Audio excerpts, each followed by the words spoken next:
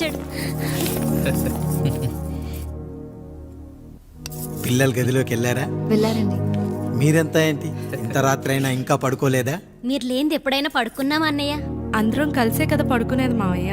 సరే సరే, అందరం పెద్దోడి గదిలో పడుకుందాం. ఈ రోజు వాడి శోభనం కదా, అసలే కొత్త. పక్కనుంటే ధైర్యంగా ఉంటుంది. పక్క నుండి దగ్గరుండి జరిపిద్దాం. పదండి.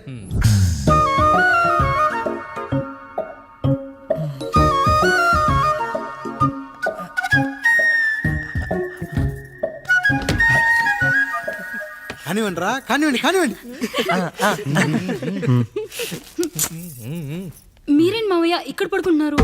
అదేంటమ్మా పెద్దోడా, చెప్పలేదా? మేమంతా కలిసే పడుకుంటామమ్మా. నువ్వు మాతో పాటే. అవును భార్గవి. మీరు ఊరుకోండి. మీరు ఇక్కడ పడుకోవడం నాకు ఇష్టం లేదు మావయ్య.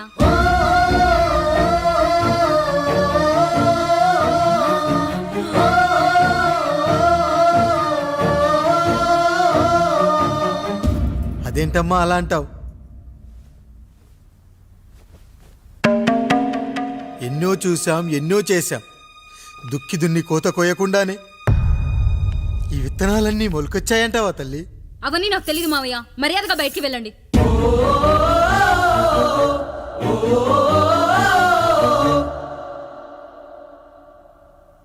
కనీసం ఆ మూలనైనా పడుకుంటామమ్మా. నువ్వైనా చెప్పరా పెద్దోడా? అంటే తను ఇబ్బంది పడుతుంది కదా నాన్న.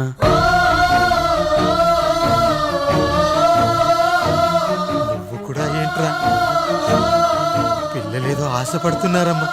ఒక్కసారి ఆలోచించమ్మా. మావయ్య మీరు బయటికి వెళ్తే మేము తలుపులేస్తాం.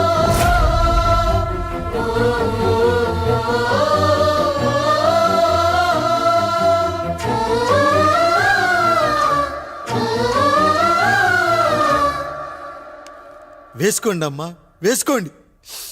తలుపులు వేసుకోండి.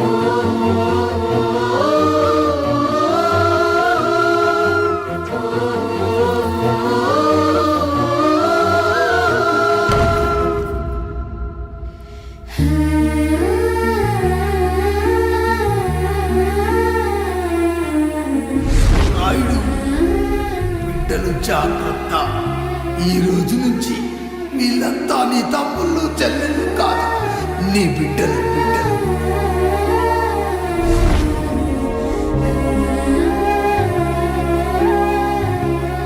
జానకి, ఏమండి? సావిత్రి, ఏమండి? లక్ష్మి, ఏమండి?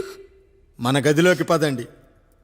ఇక నుంచి ఎవరి పిల్లలతో వాళ్ళ గదిలోనే పడుకోవాలి. ఇది ఈ రోజు నుంచి ఈ వంశానికి రాస్తున్న కొత్త శాసనం. అయ్యా అలా అనకండి అయ్యా. మీరు లేకుండా మేము ఎప్పుడైనా విడిగా పడుకున్నాము. అంతా కలిసే కదయ్యా పంచుకున్నాము. వెళ్ళరా వెళ్ళు. నీకు భార్య ఉంది, నీకు పడగది ఉంది. వేసుకోండి రా, మీరు వేసుకోండి. తలుపులు వేసుకోండి. మీరు కూడా ఏంటండి పిల్లలేదు? నర్మయ్, చిన్న పిల్లల వాళ్ళని ఉయ్యాల్లో ఆడించేటప్పుడు పక్కనే ఈ నాన్న కావాలి. బడికెళ్ళేటప్పుడు పక్కనే ఈ నాన్న కావాలి. గుడికెళ్ళేటప్పుడు కూడా పక్కనే ఈ నాన్న కావాలి. కానీ శోభనం గదిలో మాత్రం పక్కనే ఉంటానంటే బరువయ్యాను జానకి, బరువయ్యాను.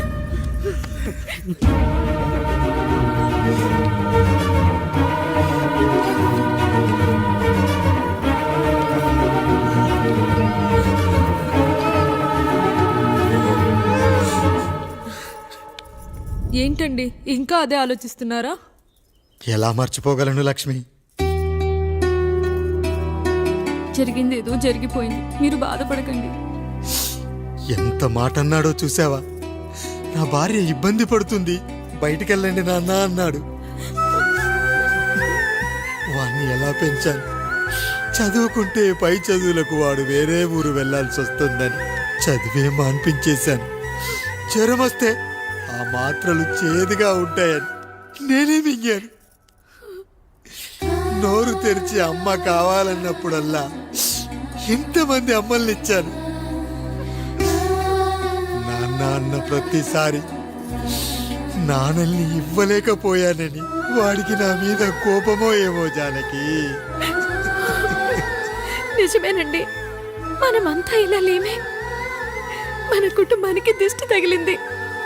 మా నాన్న నాన్న మరణంతో ఆస్తిపోయి తమ్ముళ్ళతో నడి రోడ్డున పడ్డప్పుడు ఇలాంటి కష్టాన్ని మొదటిసారి అనుభవించాను. అన్నయ్య అన్నయ్య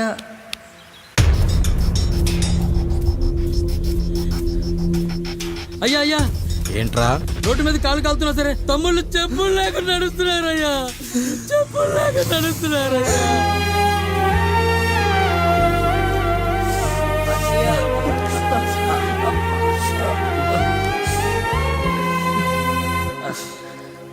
చెప్పులు లేకుండా నడుస్తుంటే కాళ్ళు కాలుతున్నాయట్రా.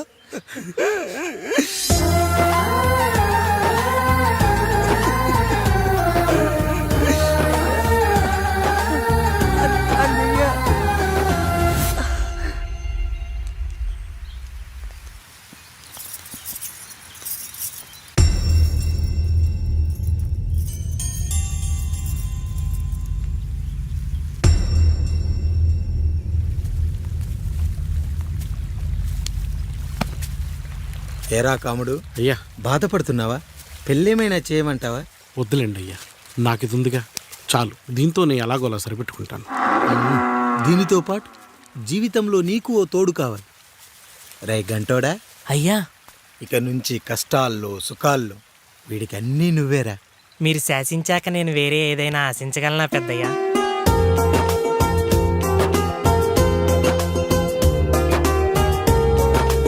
నీ గురించి కాదురా,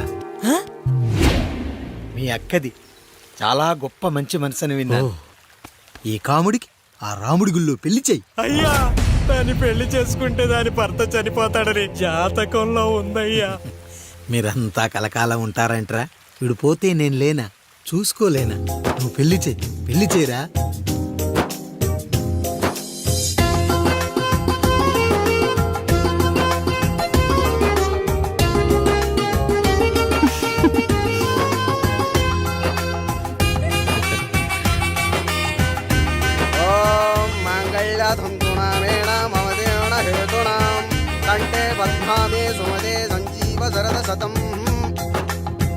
అయ్యా ఏంట్రా? మీ చేత్తో నాకు దొంగగా జీవితాన్ని ఇచ్చారు, ఇప్పుడు ఒక భర్తగా భార్యనిచ్చారు. అదే బంగారు చేత్తో ఒక్క ముడివేసి పెట్టండి అయ్యా, మీ నీడను మేము చల్లగా ఉంటాం. రెట్టలకు పిట్టై లోలోనే దాచే అందం, మట్టలకు చెట్టై పట్టుంచే సంబంధం, చుట్టలకు పెట్టై దాచుంచే ఓ సుమగంధం, గట్టుపై తొట్టై నీరిచ్చే అనుబంధం, సిగలో చుండ్రల్లే లోతైనది బంధం, దులిపే బలమున్నా అది రాలిపోని నేటి సంబంధం. ఏంటి బుజ్జి, ఏమైంది? పండు, నీకు పెళ్లి చేసిన మరుక్షణం నీ భర్త చనిపోతాడని జాతకంలో ఉంటే ఆయన నన్ను నీకిచ్చి పెళ్లి చేశారు. నేను పోతే నా భార్య పరిస్థితి ఏంటయ్యా అని అడిగితే నేను లేనారా అన్నారు. ఆయన చేసిన త్యాగం మామూలు త్యాగం కాదు. ఒకవేళ పొరపాటున నాకేమైనా జరిగితే? అయ్యయ్యో, అంత మాట అనకండి. మీరు వేరే చెప్పాలా? మొన్నటిదాకా తమ్ముడు, ఇప్పుడు ఈ కాముడు, తర్వాత రాయుడు. ఒరేయ్ కాముడు, పెళ్ళైన దగ్గర నుంచి మీరు సరదాగా గడిపిందే లేదు. మీరిద్దరూ సరదాగా హనీమూన్కి వెళ్ళిరండి. ఏ ఊటీకో కొడైకెనాల్కో. ఇదిగో టికెట్లు. అయ్యా మీరు దేవుడయ్యా. ఇక్కడ పనులాగకుండా నువ్వు ముందుగా వెళ్ళిరా. నువ్వు తిరిగి వచ్చిన తర్వాత పండు వెళ్తుందిరా. అయ్యా, ఒక పని మనిషిని మీరు ఇంతగా ఆదరిస్తున్నారయ్యా. నువ్వు పని మనిషి ఏంటి పండు? నీలాంటి స్త్రీమూర్తిని ప్రతి మగాడు అమ్మలా చూసుకోవాలి. ఇక నుంచి నా బిడ్డలు నిన్ను అమ్మా అని పిలుస్తారు, అమ్మలా చూసుకుంటారు. ఏమంటావు జానకి? రెట్టలకు పిట్టై లోలోనే దాచే అందం, మట్టలకు చెట్టై పట్టుంచే సంబంధం, చుట్టలకు పెట్టై దాచుంచే ఓ సుమగంధం, మనకి ఎంత బాధగా ఉంటుంది, అన్నయ్యకి ఇంకెంత బాధగా ఉంటుంది. బంధం, సిగలో చుండ్రల్లే ఈ బాధ నా బాధ కాదట్రా. దులిపే బలమున్నా అది రాలిపోని నేటి సంబంధం.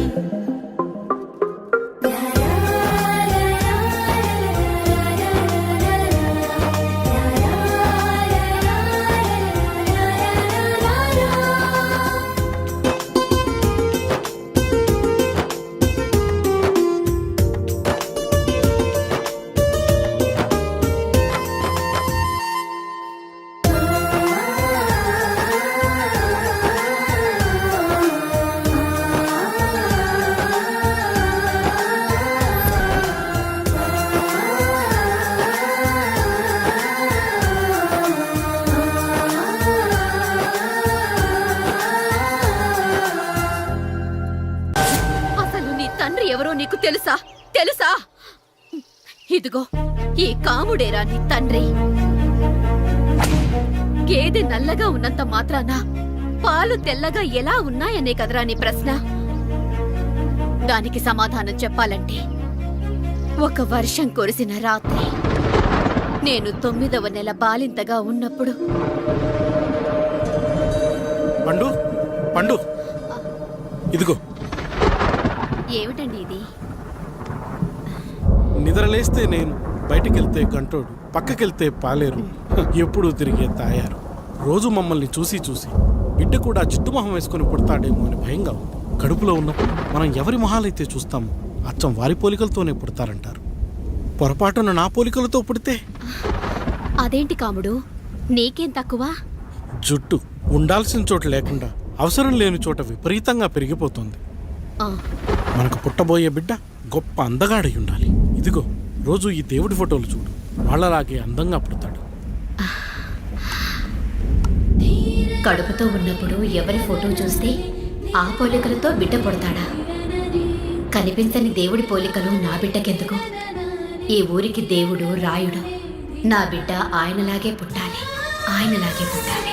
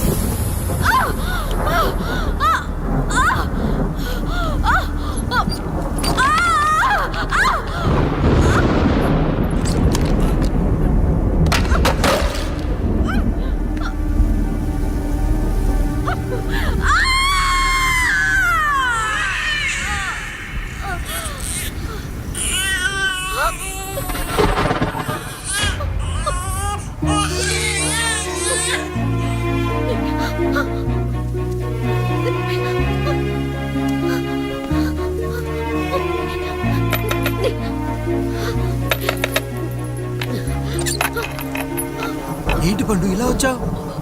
అయ్యా, తప్పు జరిగిపోయింది పెద్దయ్యా. ఏం జరిగింది? అసలే నువ్వు ఒట్టి మనిషి కూడా కాదు. ఒక్కసారి ఇటు చూడండి అయ్యా.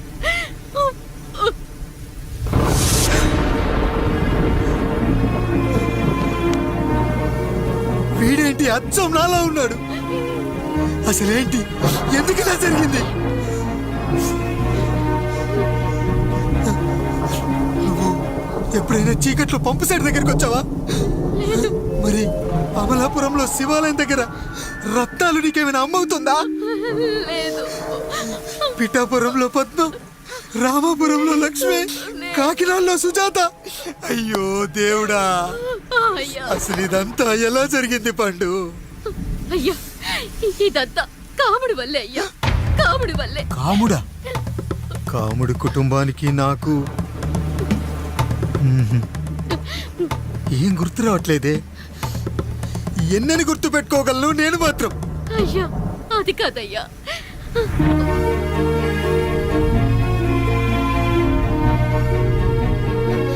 అలా రోజు మీ ఫోటో చూసి చూసి అచ్చం మీలాగే పుట్టాడు. అయ్యో, నా పోలికతో బిడ్డ కావాలనుకోవడం ఏంటి పండు? నువ్విలా చేయడం ఏంటి పండు? పోలికల కోసం ఫోటోలు ఎందుకు చూసావు పండు? అందుకే కదయ్యా ముందు ఆ డైలాగ్ చెప్పాను, తప్పు జరిగిందని. ఇప్పుడు ఏం చెయ్యాలయ్యా? స్వచ్ఛమైన మన ప్రేమను ఈ పాడులోకం అర్థం చేసుకోదు. కనీసం మీ ఇద్దరి జీవితం బాగున్నా ఆనందపడేవాడి. వీణ్ణి ఇక్కడ ఉంచొద్దు పండు, బయటికి పంపించు. బయటికి పంపించి బాగా చదివించు, గొప్పవాణ్ణి చెయ్యి. వీడికి అయ్యే ఖర్చంతా నేనే భరిస్తా.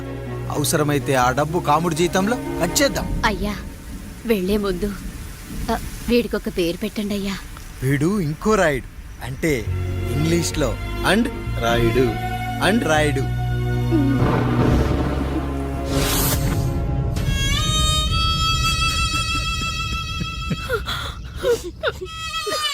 ఇది రా నీ కథ, నా గతం. నిన్ను చదివించడం కోసం ఆయన మీ నాన్న జీతంలోంచి నెలకి 3000, 4000 కోసేసిచ్చేవారు. అప్పుడు ఆయన పడిన బాధ పగవాడు కూడా పడకూడదు. చూసావారా, దేవుడు లాంటి పెద్దయ్యని అనవసరంగా అనుమానించడం ఎంత పెద్ద తప్పు చేశావో అర్థమైందా? ఒకడు నిమ్మకాయ పెట్టి పసుపు వేసి ఉప్పు కలిపి పులిహోర చేయొచ్చు, కానీ ఆ పులిహోర ఎప్పటికీ దేవుడి ప్రసాదం. నువ్వు ఆ దేవుడి ప్రసాదం. ఇక ఆయనే మీ నాన్న. చూసావా అమ్మా, ఈ రోజు నుంచి నాకు 3 అమ్మలు 2 నాన్నలు. నీకు మాత్రం ఒక్కడే భర్త, నాన్నకు మాత్రం ఒక్కటే భార్య. మా నాయనే. అయ్యా, బిడ్డను ఒక్కసారి ఎత్తుకొని తిప్పండి అయ్యా. బాబు, నాన్న,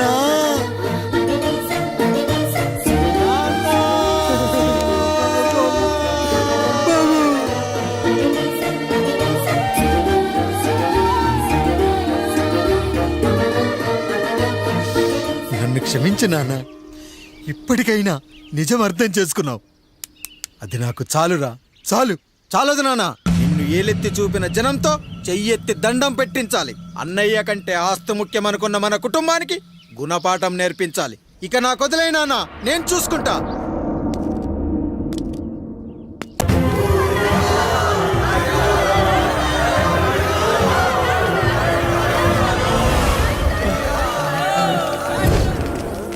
ప్రజల్లారా, నా బిడ్డల్లారా, నా జీవితం మీకే అంకితం. మళ్ళీ జన్మంటూ ఉంటే మీకోసం తిరిగొస్తా.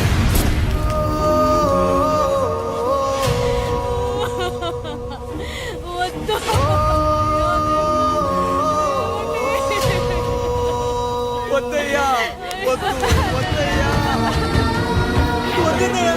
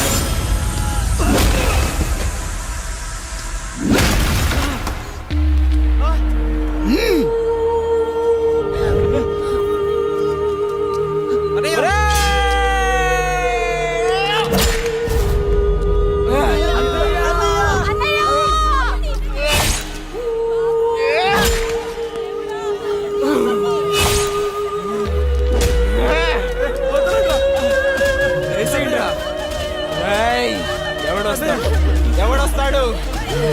నిన్ను కాపాడటానికి ఎవడొస్తాడు? ఏసేట్రా?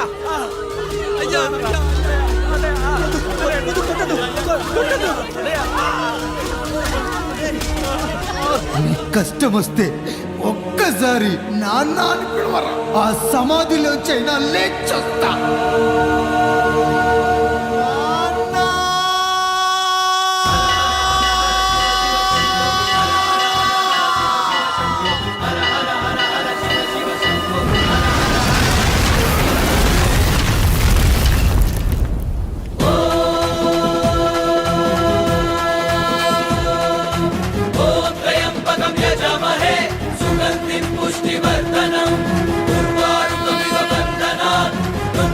ఓం శ్రీ